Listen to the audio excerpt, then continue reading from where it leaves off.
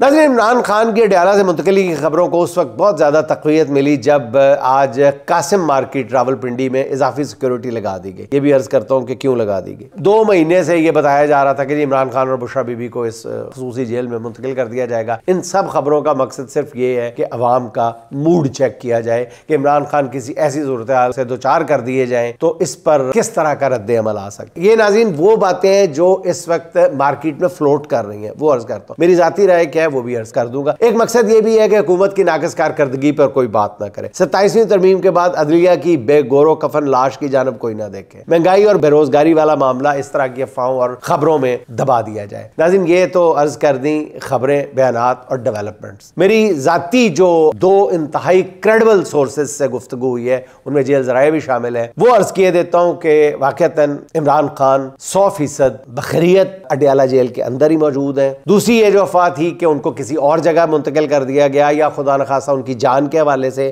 ان میں سے کسی خبر میں بھی رتی برابر بھی صداقت نہیں ہے۔ پھر ایک اور تھیوری یہ فلوٹ کی گئی کہ ان کو کہیں لے جایا گیا تھا، 3 دن کے لیے واپس اڈیالہ جیل کو لایا گیا ہے۔ اس خبر میں بھی ناظرین کوئی صداقت نہیں ہے۔ عمران خان کو کہیں بھی نہیں لے جایا گیا۔ جتنی دیر سے عمران خان سے ملاقاتوں پر پابندی ہے، خان صاحب کو کہیں پر بھی 1 گھنٹے کے لیے بھی جیل سے باہر نہیں لے جایا گیا۔ اور ناظرین، اب آپ پوچھیں گے کہ جی پھر یہ افواہ، جیسے میں نے عرض کیا کہ میرا جو انالیسز ہے اور میری جو انفارمیشن ہے وہ ذرا مختلف ہے۔ ناظرین، وہ یہ ہے کہ اس وقت جو زور پکڑ رہا ہے تحریک کا جو ایک پورا ایک ٹیمپو بن رہا ہے پورے ملک میں اور خاص طور پر کے پی میں، ناظرین مقصد عمران خان سے ملاقاتوں پر پابندی اور ان افواہوں کے بعد یہ ہے کہ جیسے وہ کہا جاتا ہے کہ جی فلاں بندے نے اپلائی کر دیا توپ کے لائسنس کے لیے، اس سے پوچھا کیوں کیا ہے، اس نے کہا جی میں نے توپ کا لائسنس اپلائی کیا ہے تو بندوق کا تو مل ہی جائے گا۔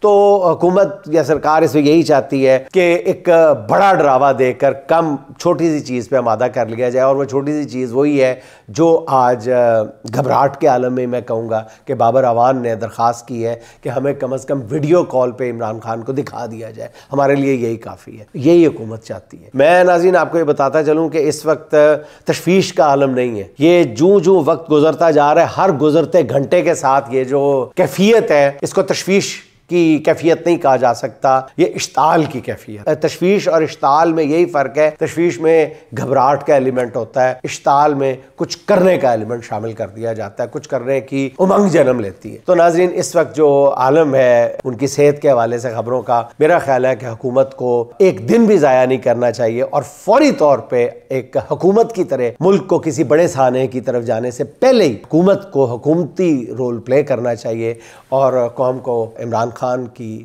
صحت کے حوالے سے بتایا جانا چاہیے۔